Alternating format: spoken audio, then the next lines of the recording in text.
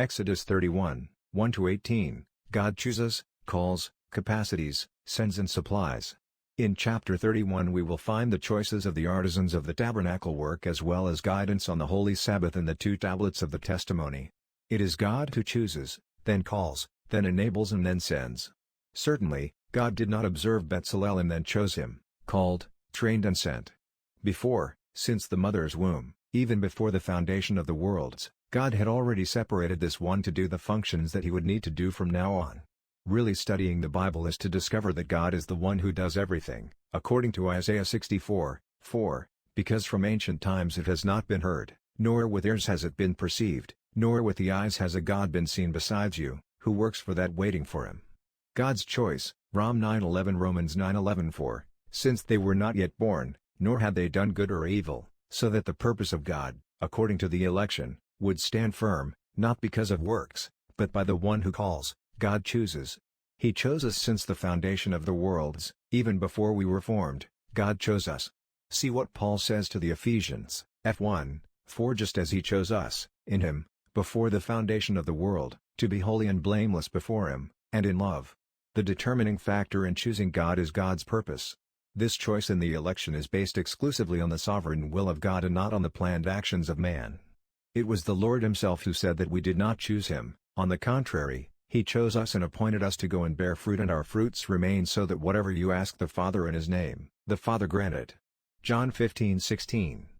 In the first chapter we also see John, verses 12 and 13 saying that everyone who received Christ gave them the Father the power to become children of God, namely those who believe in his name, who were not born of blood, neither of the will of the flesh, nor of the will of man, but of God.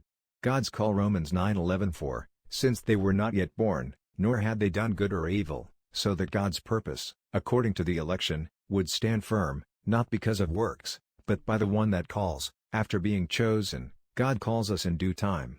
Will God call all the chosen ones? Yes, certainly so. For each one he has a specific calling according to his sovereign choice and his eternal purposes.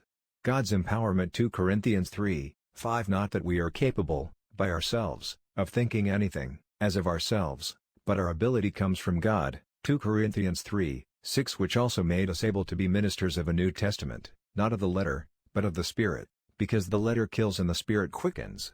Once chosen and called, we will now be empowered by God to be ministers of a New Testament, not of the letter, but of the Spirit, because the letter kills, but the Spirit quickens. God's sending Romans 10:15 And how will they preach if they are not sent, as it is written, how beautiful are the feet of those who proclaim the gospel of peace, of those who bring joyful news of good things.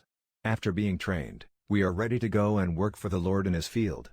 Now it is God who sends us and who puts in us the certainty that we must go. Now we are facing this challenge from God who chose us, called us, trained us and sent us. Therefore, we must now obey him by going through villages and towns, wherever there is a soul that needs to hear the word that is powerful, then by ear, to generate life and salvation in him. It was God, then, who elected, called, trained and sent Bezalel and Oholiab to all the works related to the temple so that it was built exactly according to the model that had been shown by God. It is interesting to note here that Paul, in Cor. 3:5-17, represented himself as Bezalel, in the shadow of God, and Apollo as Oholiab, the Father is my tent, from the temple of the new covenant in Corinth. In fact, in describing himself as the prudent builder, 1 Corinthians 3:10, and Apollo as the other builds on him, the foundation that Paul had laid down, Paul borrowed terms from Bezalel's description that appear in the Greek Old Testament, verses 4:35-32-34. BEG. Then, completing further instructions regarding the tabernacle and all its furnishings, God speaks of his covenant and the Sabbath. Just as God worked 6 days and rested on the Sabbath, he was directing the people to work 6 days and rest on the Sabbath, in order to seek him and walk in his presence and remember his perpetual covenant. This chapter ends with God's speech saying that he gave Moses the 2 tablets written by God's own finger, certainly in Hebrew or Aramaic. It is not known for sure if they were 2 copies of the law or if the 2 stones were a continuation of the other.